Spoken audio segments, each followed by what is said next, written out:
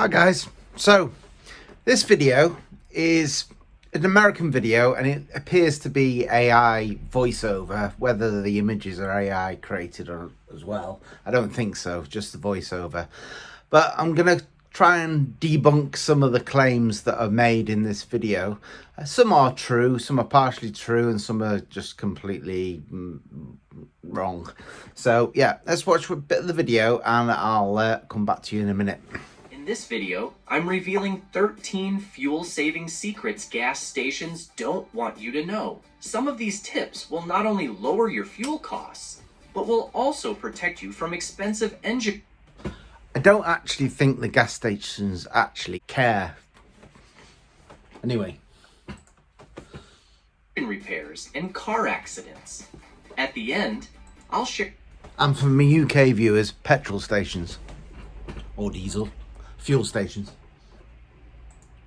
A secret that can save you over $1,500, and it won't cost you a dime. Not particularly secrets either. Secret number 13. Stop using. Why 13? You know, why not 12? Why not 10? Anyway. Premium fuel for non-premium cars. If you instinctively reach for the premium nozzle, even when your car doesn't need it, you're not alone. Contrary to what the name suggests, premium has nothing to do with the quality of the gas. Well, that's wrong. It actually does. Here in the UK, if you buy like the premium petrol or diesel, like the ultimate premium product, it's got additives in it and it's got detergents that help keep your engine clean regardless of what car you're running, whether it be a petrol or diesel engine. It helps maintain the engine for you so it doesn't clog up. So that statement there is incorrect. Does not improve engine performance, it does not clean your engine, and it definitely won't make it last longer. So all those three things, yes, it does improve the performance. It's higher octane in petrol engines. It helps clean and maintain a smoother running engine. And if you notice, I've noticed on your trip computer, when you use the premium petrol or diesel, you actually get more miles per gallon. So I think they're a bit wrong on this one. Fact, it might even shorten it. Premium is just a clever, or should I say, misleading name for high-octane gas. Regular gas has an 87 octane rating, while premium has between 91 and 94 octane. Higher octane resists pre-ignition in high-performance or forced induction engines. So, unless your car specifically requires premium gas, don't buy it. Consumer Reports performed an extensive test, and guess what they found? Premium gas offered no advantage. The extra 85... I disagree with that. As I previously said, when I use the premium brands, I get more miles per gallon out of it.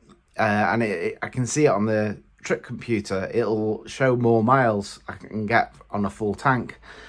So... This is wrong. The premium product that they sell in America doesn't have the detergents. I don't know. Let me know down in the comments, my American viewers, if the premium gas, you call it, has the cleaning additives in like we do here in the UK. 5 cents per gallon could have gone to something that will actually help your engine, like what I'll reveal in number 5. Next is another way to save hundreds of dollars per year. Secret number 12. Never ignore a dirty air filter. When every car had a carburetor, it was common knowledge that a dirty air filter negatively impacted fuel economy. Low air supply meant that more fuel was being wasted due to improper combustion. But is that still the case with modern engines? So, this is partially true. The big difference is a clogged filter restricts airflow, and that is true, making the engine run richer and use more fuel. So you can noticeably get a better MPG and performance if you do change the filter. If you lift the cover, it's quite easy to swap out, put a new filter in yourself, as I'll put this video up here in a minute. I'm doing it on my car. And to have a good clean filter in your car is beneficial, and it should be part of your car's maintenance. But that said, it's not so dramatic as they make out in this video, because all modern cars are fitted with something called a mass airflow sensor, which it measures the air and the oxygen. The sensors automatically adjust to the fuel mixture to compensate for a clogged, dirty air filter. And the car does this automatically. So while it's beneficial to have a clean filter in it to pick up the particulates, and if you've got a clogged, dirty filter, it'll stop picking up the pollen and the different particulates that are in the air, and will sort of the engine won't run as well as if you had a new filter. So it's part of your yearly maintenance for your vehicle. No and yes.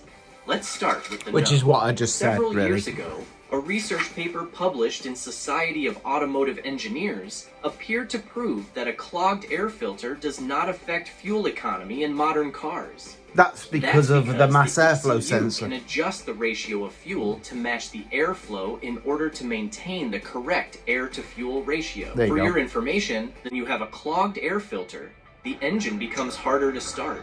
This could be due to a low air-fuel ratio. If there's more fuel than air, it can cause spark plug fouling and engine flooding. Besides that, a dirty air filter affects engine performance and acceleration. Over time, it causes carbon buildup, which also affects fuel economy and engine longevity. The same thing can... Which is another good reason to use premium fuel, which has the additives in to stop carbon buildup, and detergents that clean your engine. So the very first one, really, I wouldn't listen to. Secret number 11. Always maintain the right tire pressure.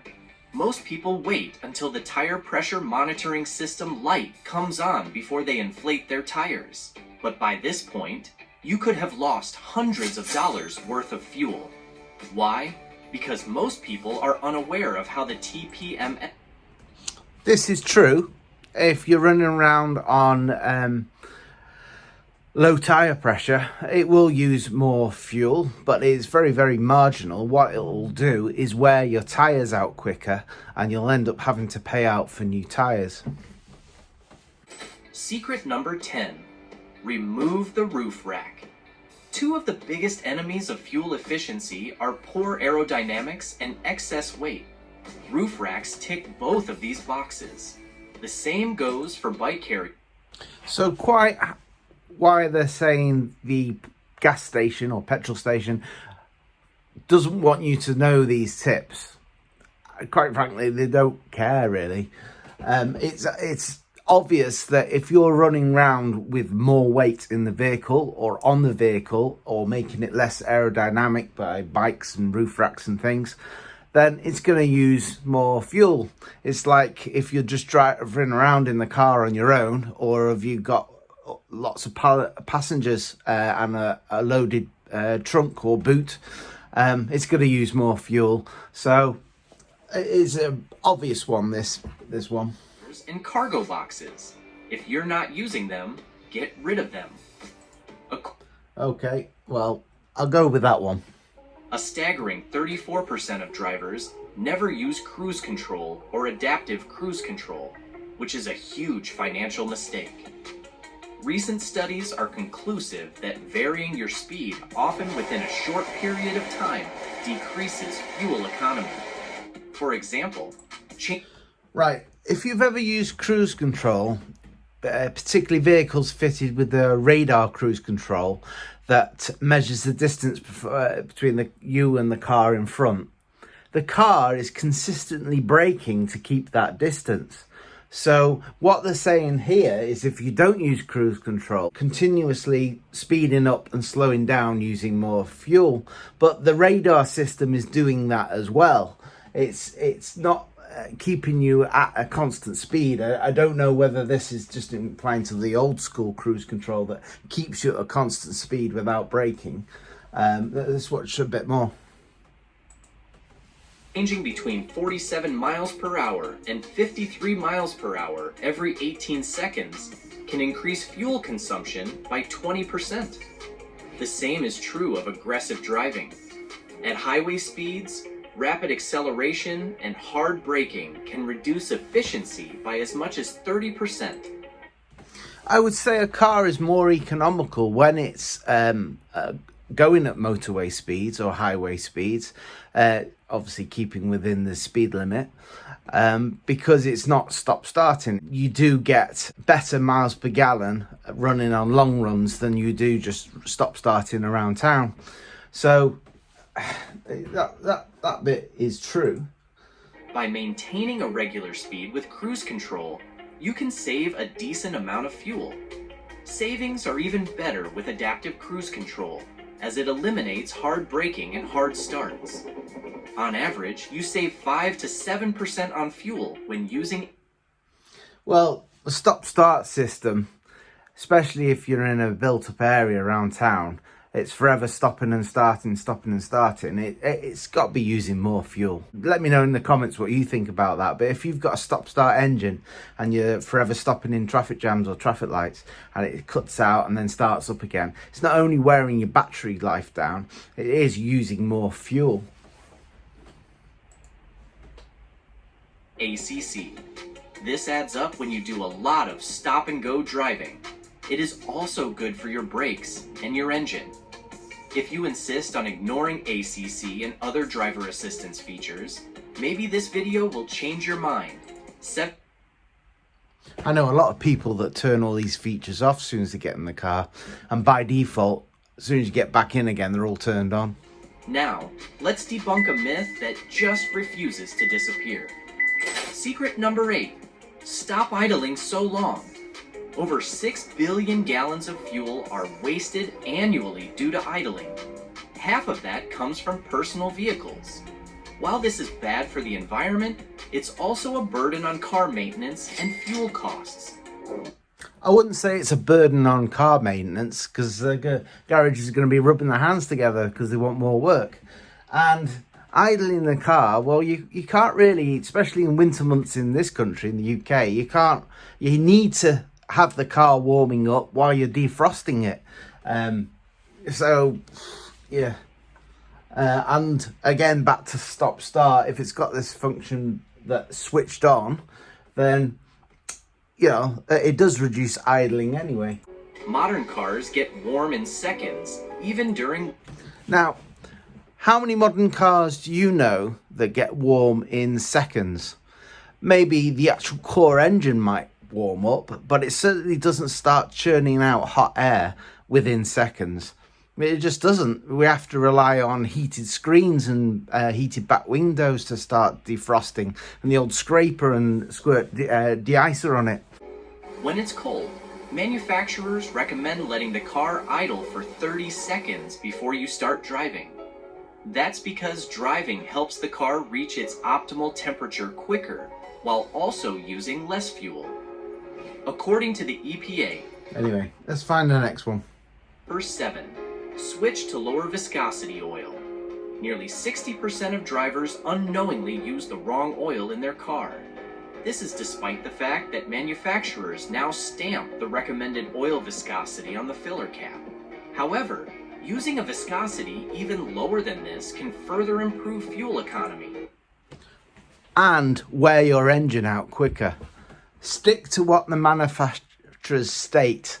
Don't deviate from that, because it might save you a little bit of fuel, but it might end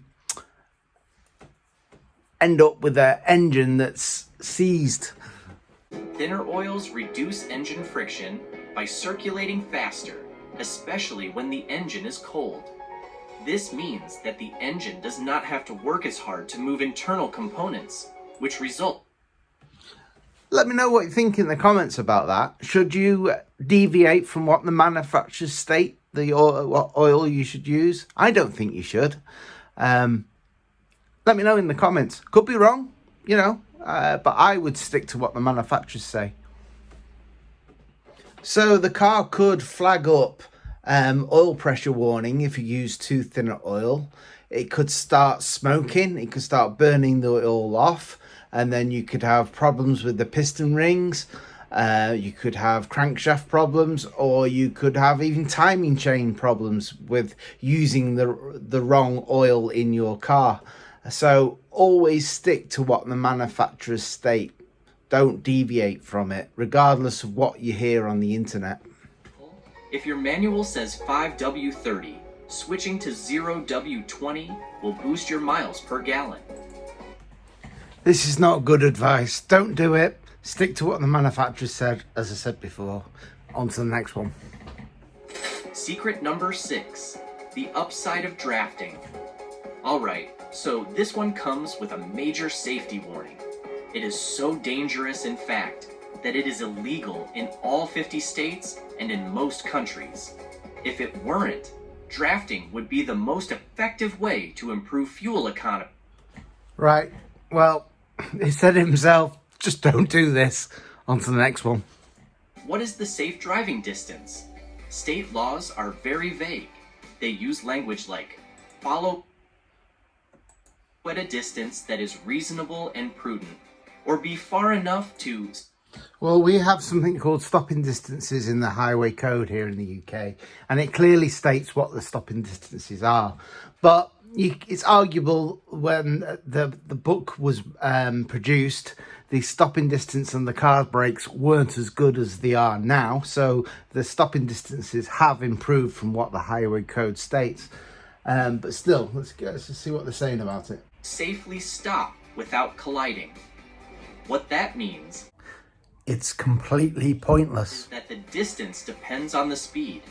At 65 miles per hour, for example, driving 100 feet behind a semi barely gives you 1 second to react. At that speed, you need to be at least 250 feet behind. However, this can still reduce fuel use by 1 to 3%. It's completely pointless. Secret number 5, the AC versus windows down debate. If you've ever been on a family road trip, then you know how heated this debate can get.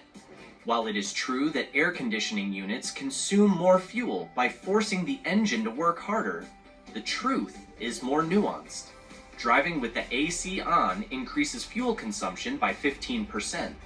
But on blistering summer days, this shoots up to 30%. However, this only applies at low speeds.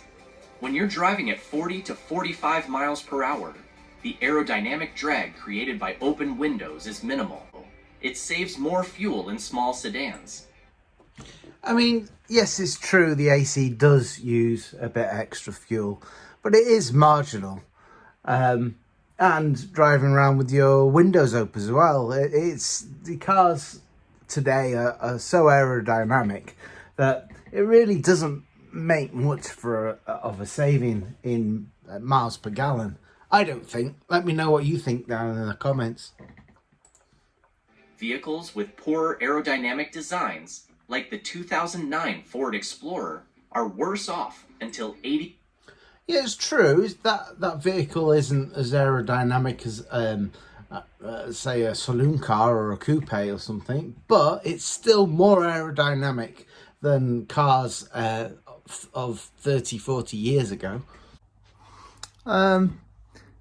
If the car is going faster at 80 miles an hour, and it's a big slab of a car like the Ford they mentioned, surely it's going to use more fuel with greater wind resistance. Secret number 4, get the junk out of your trunk. Ever wondered why new cars no longer come with full-size spare tires? It's not... Yeah, it's to save money for the manufacturer. It's cost-cutting exercise. Charge us more money, put less in the car. And it's true, if you run around with a trunk or a boot that's empty, then it's going to make the car lighter. Because tires have suddenly become indestructible. Tires have suddenly become indestructible. I think they're wearing out quicker because cars have got heavier. I don't think that claim's right. The Department of Energy estimates that every extra 100 pounds reduces a car's MPG by about 1%. So, if you're fond of carrying out golf clubs you don't use, work or camping gear out of season, you're burning money. This is also bad for your suspension. I'll tell you what else is also bad for your suspension is if you hardly use your car and it's just sat on your drive or in front of your house, and it starts to degrade. The bushes start to, because they're not being used and keeping it supple, they start to go hard. So some drivers have taken this idea to the extreme by not only removing things from the back seat, but also removing the back seats. I don't know anyone that's removed the back seats for the cars. Do you? Maybe if they're gonna go around the track with it. Pickup drivers even remove their tailgates. Another illegal practice is the removal of emissions equipment, which can weigh up to 200 pounds. Anyway, let's get to the next one, shall we? Do you know the worst thing about aggressive driving? Aside from the high death toll, expensive repairs, and blown engines, it's the fact that speeding doesn't actually get you to your destination quicker. The average person only saves 26 seconds per day from speeding. I don't know how they've reached to that statistic, how they can measure that. But, you know, if you're going quicker, you're going to get to where you're going quicker. But... yeah. Due to the mounting costs. Research by MIT shows that aggressive driving lowers gas mileage by 15 to 30% on the highway and 10 to 40% in stop-and-go traffic. Well, I agree with that. It does lower your MPG if you put your foot down. That's, you know...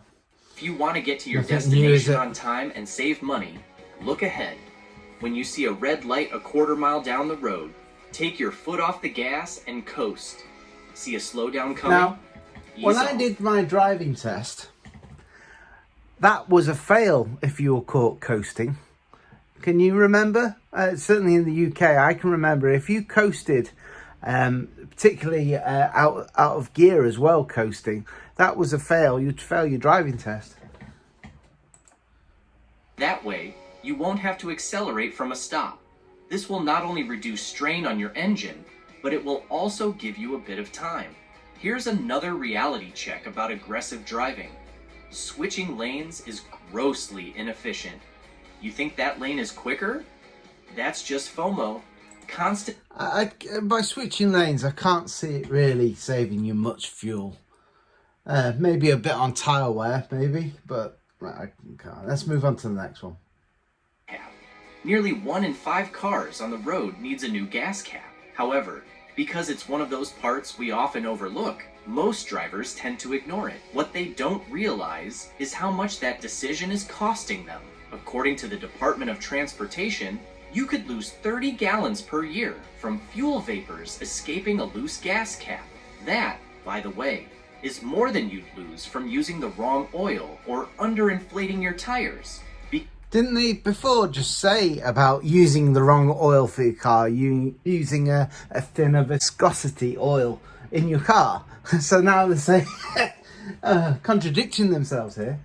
Because the gas cap is a critical part of the evaporative emission control system, your car will always throw a code when it's loose.